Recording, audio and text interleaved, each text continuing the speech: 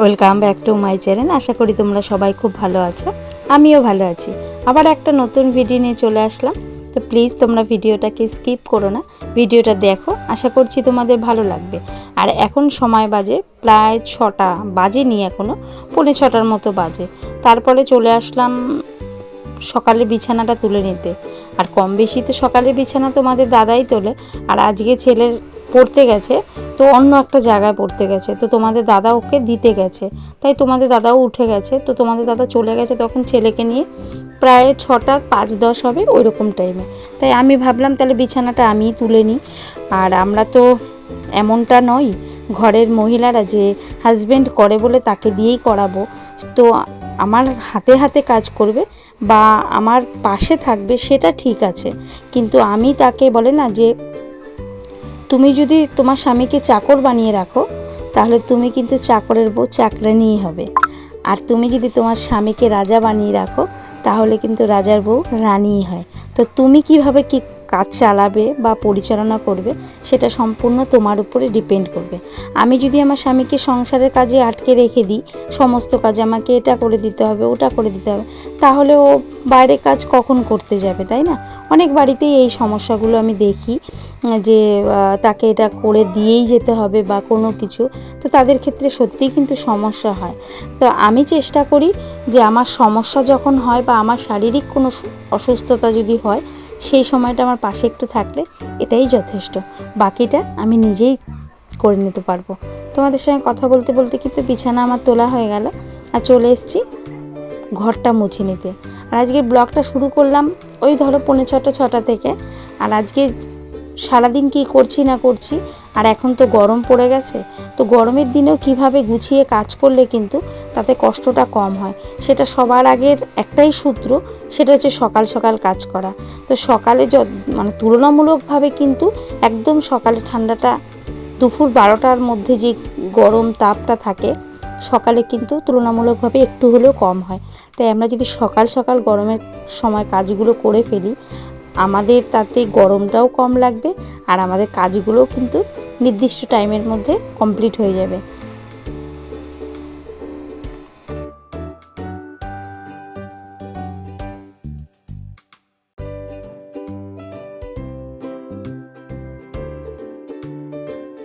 আর দুদিন ধরে তো দেখতেই পেয়েছো যে প্রত্যেক দিনই দুদিন ধরে সকালবেলা বৃষ্টি হচ্ছে, তাই বাইরের আর কিছু কাজ তোমাদের সাথে শেয়ার করতে পারিনি। তারপরে চলে এসেছি রান্নাবান্নার দিকে। তো রান্না করবো আজকে পাট শাক নিয়ে এসছে তোমাদের দাদা, আর নিয়ে এসছে একটা মাছ। জানো তো এইটা হচ্ছে আমার সব থেকে কষ্টের কাজ। আমাকে যত কাজ দেবে আমি হাসি মুখে মেনে নেব, কিন্তু তোমাদের দাদা যখন এই কাজটা আমার জন্য রাখে না আমার তখন কান্না পেয়ে যায়। সেটা হচ্ছে মাছ কাটা। সত্যি আমি মাছ কাটতে পারি না ঠিকঠাকভাবে, জানো তো। আমার মা বৌদি খুব সুন্দর মাছ কাটে, কিন্তু আমি এই কাজটাই একদম অপারগ। তো তোমাদের দাদা আমাকে হেল্প করতে আসবে মাছ কাটার জন্য, দেখতে পাবে তোমরা। এই দেখো নিয়ে এসছে কি জানো তোমাদের দাদা, মানে আমার থেকে আরও পারদর্শী। কি নিয়ে এসছে? ইট। একটা ইট দিয়ে নাকি মানুষের মাছের দোকানে মুগুর দিয়ে সে মাছগুলোকে কাটে, ও সেটার বদলে ইট নিয়ে এসছে আমার বটিটাকে নষ্ট করার জন্য। তো যাই হোক, বললাম সম্ভব না এই বটিটা দিয়ে, পারছিই না, আর বটিটা একটু ধারটাও কমে গেছে।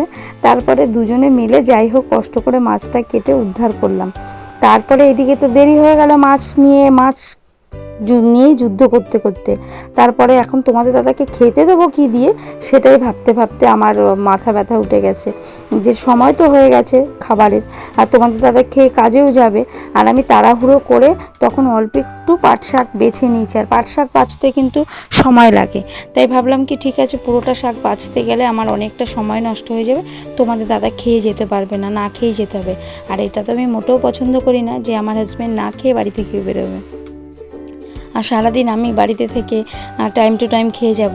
তো ভাত আমি আগের থেকে বেড়ে রেখেছিলাম যাতে একটু ঠান্ডা হয়ে যায়, আর তারপরে তাড়াহুড়ো করে একটা আলু ভেজে দিলাম, মানে কেটে নিয়েছি ভাজার জন্য।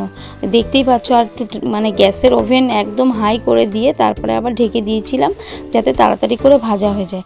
আর এই বিছানাটা দেখে বুঝতে পারছো যে সকালে আমি এত সুন্দর করে বিছানাটা গুছিয়েছিলাম। বুঝতে পারবে না। আমার ছেলে ঘরে থাকলে এমনটাই হয়। আমার ছেলে বড় হয়েছে ঠিকই, কিন্তু এখনও ওই চারোপাশে বালিশ সাজিয়ে নিয়ে পড়তে বসা, এই জিনিসগুলো ওর থেকে যাচ্ছেই না। তো যাই হোক, কী আর করব, আর ওর পরীক্ষা আছে, তার জন্য ওকে খাইয়ে দেব, আর আমারও বাইরে কিছু কাজ আছে। তো ঘরের স্বামী যেমন কাজ করে উপার্জনের জন্য, আর আমাদের গৃহিণীদের কিন্তু অনেক দিকটাই সামলাতে হয়। এই জন্য আমি ঘরের কাজগুলো মোটামুটিভাবে সেরে নিয়েছি। রান্না এখনও কমপ্লিট হয়নি, একটা তরকারি বসানো ছিল, বাবুকে বলছিলাম গ্যাসের আগুনটা যেন বন্ধ করে দেয়। আর তারপরে চলে এসেছি দয়ালের কাছে। সত্যি এখানে আসলে আমার মনটা শান্তি হয়ে যায়, একটু অন্যরকম ভাবনা চিন্তা চলে আসে। তো তোমাদের সাথে একটু শেয়ার করে নিলাম। আমি চলে এসেছি ইষ্টিবিধির টাকা দিতে, আমাদের ঠাকুরের প্রত্যেক মাসে যে ইষ্টিবিধি প্রণামী দিতে হয় সেটা। আর তারপরে বাজারের ওপর থেকে এই রাস্তাটা, আর আমি বাজারে ব্যাগ নিয়ে যাইনি, তাই ভাবলাম কী বা কিনবো। দেখলাম বাজার করতে গেলে কিন্তু অনেক সস্তা পাওয়া যায় বাজারে বাজার করলে, তাই একটু কিচ্ছু না, শুধু জাস্ট একটু শসা কিনে নিয়েছিলাম। আর তারপরে চলে এসেছি ব্যাংকের কাজ মেটাতে। এগুলো সমস্তটা কিন্তু আমিই করি, সংসারের যাবতীয় যা কাজ আছে।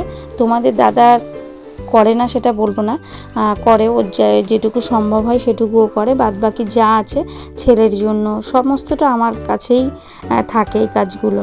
তো ছেলেকে আসার পরে সঙ্গে সঙ্গে একটা শসা কেটে দিলাম, ও শসা পছন্দও করে, আর ও পরীক্ষা দিতে যাবে, তাই ওকে ইউনিফর্মটা পরতে বললাম। আর তরকারিটায় না অনেকটা পরিমাণে ঝোল আছে, তাই বললাম যে গ্যাসের ফ্লেমটা আবারও জ্বালিয়ে দিলাম, যে আরেকটু ঝোলটা শুকাক, ততক্ষণে আমি ঘরটাকে আরেকবার একটু গুছিয়ে নিই। ঘর অগোছালো থাকলে কিন্তু মানুষের মোটিভটাই নষ্ট হয়ে যায়, একটু মনটাই খারাপ হয়ে যায়, ডিমোটিভেট হয়ে যায় আমরা সব সময়ের জন্য। তাই প্রত্যেকের আগে ঘরের বিছানাটা, এটা সবার আগে পরিষ্কার থাকলে তো সব পরিষ্কার। ঘরে ঢোকার সাথে সাথে কিন্তু আমরা বিছানাটা দেখতে পাই, আর আমাদের সমস্ত ঘরে তো আরও বেশি, যেহেতু আমাদের একটাই ঘর, তাই আমাদের এই জায়গাটা সবার আগে পরিষ্কার রাখতে হবে। তাই বিছানাটাকে গুছিয়ে নিই, আর যেগুলো আমি কাগজপত্র নিয়ে গেছিলাম, তরকারি, খাতা, বই, সমস্ত কিছু জায়গা মতো রেখে দিলাম আগে গুছিয়ে। আর এইভাবে পাট পাট করে কাজ করলে তাতে কিন্তু কাজগুলো তাড়াতাড়িও শেষ হয়ে যায়, আর কাজগুলো স্বচ্ছতার সাথেও হয়। আর একসাথে অনেকগুলো কাজ কোনটা রেখে কোনটা করব, তখন কোনো কাজই কিন্তু ঠিকঠাকভাবে হয় না। আমি কোনো জায়গার থেকে এসছি মানে সেই জিনিসপত্রগুলো আগে গুছিয়ে রেখে দিয়ে নিলাম, তারপরে বাদবাকি কাজগুলোতে হাত দিয়ে দিলাম। তো বিছানাটা মোটামুটি কমপ্লিট হয়ে গেল গোছানো। এদিকে দেখো ছেলে কিন্তু চলে গেল স্কুলে পরীক্ষা দিতে। তারপরে আমি গ্যাসের যে ওভেন তাক এগুলো সব মুছে নিচ্ছিলাম। আর তারপরে একটা ঝুড়ি কিনেছিলাম। ঝুড়ি বলতে অনেক দিন আগে তোমাদের সাথে একটা ভিডিও শেয়ার করেছিলাম যে আমি আর উপার্জনের কিছু টাকায় কিছু জিনিস কিনে সংসারটাকে গোছানোর চেষ্টা করি প্রত্যেক মাসেই, কম বেশি যতটা পারি। আমি তো অনেক টাকা রোজগার করি না, তো যেটুকু টাকা রোজগার করি সেখান থেকে আমার ইচ্ছে হয় সংসারে এটা কিনি ওটা কিনি। এটা কিন্তু প্রত্যেকটা মহিলারই হয়তো কম বেশি হয় এমনটা।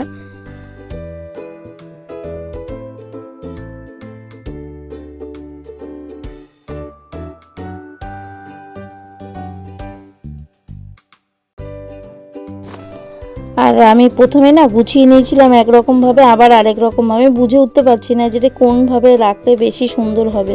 তো যাই হোক, আমার যেমন মনে হলো সেমনটা রাখলাম, কিন্তু মনের মতোভাবে হয়নি, ঠিক বুঝতে পারছি না। তারপরে স্নান করে চলে আসলাম এখানে।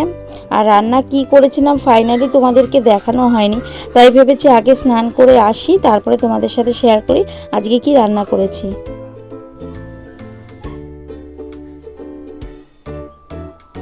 তো রান্না করেছিলাম এখানে পাট শাক দিয়ে ডাল, এটা আমার ভীষণ একটা প্রিয় রেসিপি। আর পাশে বাড়ির দিদি আমাকে দিয়েছিল কচুর শাক, আমি ভীষণ ভালো খাই। আর এখানে আলু পটলের তরকারি। আর এই মাছটা আজকে আলু কিছু দিইনি, শুধু মাছটাই রান্না করেছি। তোমাদের দাদা বলেছিল এইভাবেই রান্না করতে, তাই ওর মনের মতোভাবেই রান্নাটা করলাম। আর সন্ধেবেলা চলে এসেছিস, আজকে আমার ছেলের লাচ্ছা পরোটা করে রোল বানানোর হুকুম। তো বলছিল মা অনেক দিন রোল করছো না, আর আজকে যখন তুমি শশাও নিয়ে এসছো তো রোল বানিয়ে খাওয়াও। তো এখানে দেখো যে ঝুড়িটা রাখা ছিল সেটা একটু সাইডে সরিয়ে দিলাম, যেহেতু জায়গাটার প্যাসেজটা খুবই কম, আর এই ঝুড়িটা থাকলে আমি যে রুটিগুলো বেলবো তাতে সমস্যা হবে জায়গার, তাই এটা একটু সরিয়ে দিয়ে তারপরে আমি রোলের জন্য রুটিটা ভেজে নেব পরোটাটা। আর আমি না আজকে একটা বোনের ভিডিও দেখছিলাম, সম্ভবত ও আমার থেকে ছোটই হবে, তো তার ভিডিও দেখে আমি লাচ্ছা পরোটা অনেক দিন করার চেষ্টা করেছিলাম, কিন্তু ঠিকঠাকভাবে হয়নি। তো হয়তো প্রসেস বলে না যে সব কিছুর জন্য একটা প্রসেস প্রয়োজন। আর তুমি যদিও তোমাকে বলে যে তুমি এই জায়গায় যাচ্ছ, এই পথ দিয়ে যাও, তাহলে তুমি কিন্তু সহজে ওই পথ দিয়ে গেলেই পৌঁছে যেতে পারবে। হয়তো আমি আমার অভিজ্ঞতা যদি শেয়ার করি, তো আমি কোথা দিয়ে যাব রাস্তা চিনি না, তো আমার সময় লাগবে। তো যেহেতু আমি জানতাম না, আর ওই বোনের ভিডিওটা দেখার পরে আমি অবশেষে আজকে মনে হলো লাচ্ছা পরোটা বানাতে পেরেছি, কম বেশি। ফাইনালি পুরোটা হয়নি, তো চেষ্টা করতে করতে হবে। অনেক দিন চেষ্টা করেছিলাম, তাই ওই বোনটা বলেছিল এইভাবে কেটে নিতে। আর এই যে বেলাটা, সেটা ওপর দিকে না তুলতে একবারের জন্য, সেটা হচ্ছে নিচের দিকে নামাতে হবে, তাহলে নাকি যে ভাঁজগুলো থাকে সেটা পাট হয়ে থাকবে। আর যদি ওপর থেকে ওঠাই, মানে যে ভাঁজটা আমি নিচের থেকে আনছি আবার ওপরের দিকে তুলে দিই, তাহলে কিন্তু সমান সমানই হয়ে যাবে, তাহলে আর সেটার ব্যতিক্রম হবে না। তো আমি চেষ্টা করেছিলাম, মোটামুটি হয়েছে। আর নেক্সট দিন চেষ্টা করব, আরও হয়তো ভালো হবে।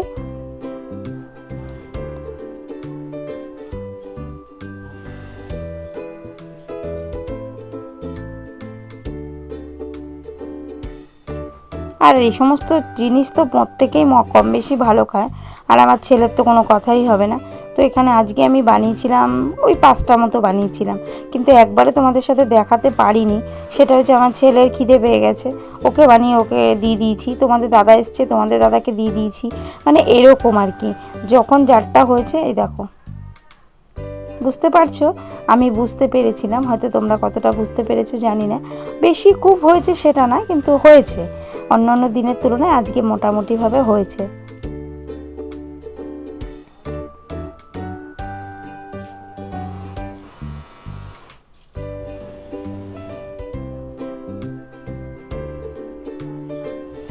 একটু বিট নুন দিয়ে দিলাম, আর একটু গোলমরিচের গুঁড়ো দিয়ে দিলাম ছড়িয়ে, আর সাথে যেটা দেয় পেঁয়াজ লঙ্কা আর শসা, এটুকুই, আর কিছু না। আর সাথে তো সস তো দিতেই হবে, আর আমার ঘরে আদার্স অন্য কোনো সস নেই, শুধু টমেটো সসই আছে, কিষান যেটাকে বলে, এই সসটাই আছে আমার কাছে। তো যাই হোক, এটা দিয়েই আজকে রোল বানালাম। তো আমার এই রোল বানানোর রেসিপিটা তোমাদের কেমন লেগেছে? এই যে ভাঁজগুলো দেখতে পাচ্ছ, ভাঁজগুলো মনে হচ্ছে পুরোটা দেখা যাচ্ছে, আমি দেখতে পেয়েছিলাম, তোমরা কতটা বুঝতে পেরেছো আমি জানি না। এমনভাবেই আজকে রোলগুলো সব বানিয়েছি।